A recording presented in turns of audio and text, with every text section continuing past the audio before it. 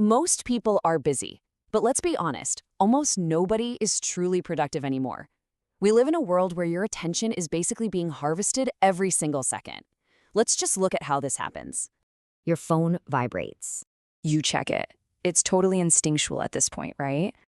An email pops up, and boom, your focus is instantly pulled away. You switch tabs. And honestly, before you even realize it, your entire day just disappears into these microscopic distractions. You end up exhausted, but nothing of real substance actually got done. Another notification hits. But here's the really strange part. While the world gets more and more distracted, there's this new elite class quietly emerging. People who can focus deeply for hours without interruption. And guys, this changes everything. And that brings us to our source material, Cal Newport's totally transformative book, Deep Work. This explainer is going to serve as a literal blueprint for training your brain to perform at an elite level in an age that is absolutely addicted to noise. Some call it productivity, but honestly, it's closer to a superpower. Because in the modern economy, shallow people get replaced, while deep thinkers become dangerous. Okay, let's dive right in and shatter this multitasking myth once and for all. Here is our blueprint. We'll quickly cover the age of distraction, the attention residue trap, how deep work creates elites, why the economy rewards depth, the illusion of busyness, and finally, cultivating your superpower. All right, section 1, the age of distraction. So modern knowledge workers are rapidly losing their familiarity with actual concentration, largely because of network tools. We're talking about the constant pinging of email, social media, the infotainment sites. Newport defines what we're doing instead as shallow work. Basically, these are non-cognitively demanding logistical tasks, like, firing off fast email replies or constantly organizing folders. They don't create new value, and frankly, they're incredibly easy to replicate. But spending time in this frenetic shallowness doesn't just waste your afternoon, it permanently reduces your capacity to focus. Most people never realize their brain is physically changing. The modern internet absolutely profits from your distraction, and if you aren't careful, you essentially train your brain to become a sucker for irrelevancy. Your focus is no longer just a skill, it's an asset under active attack. Moving to section 2, the attention residue trap, the physical toll of all this multitasking. Jumping between tasks is literally a physical attack on your brain. The source material highlights this really fascinating experiment by Professor Sophie Leroy to explain exactly why this happens.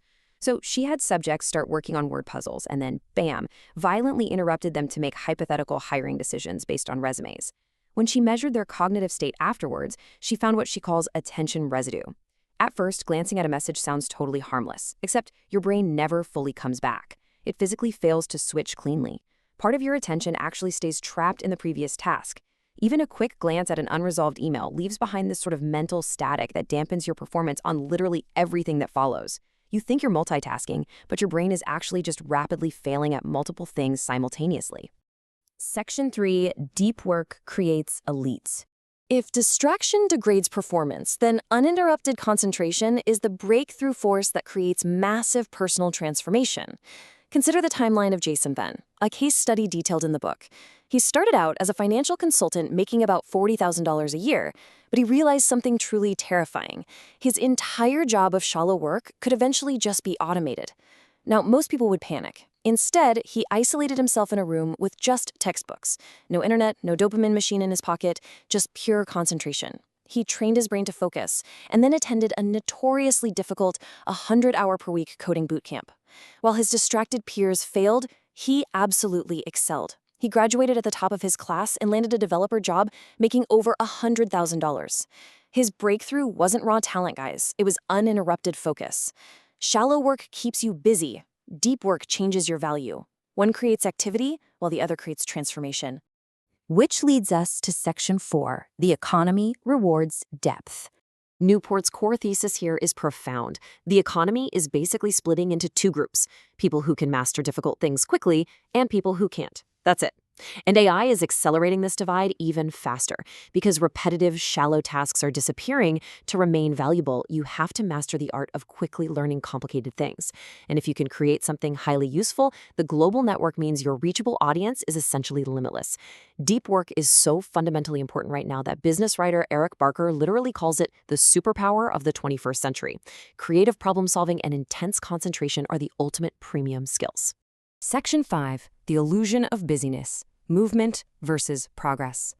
So if focus is so incredibly valuable, why do companies secretly reward chaotic busyness? Fast replies, constant meetings, always making sure your status is green online. Well, the text explains that knowledge work lacks clear metrics for productivity. Because busyness is super easy to measure and deep thinking isn't, we just fall back on an old industrial era metric: doing lots of stuff visibly. We confuse movement with progress.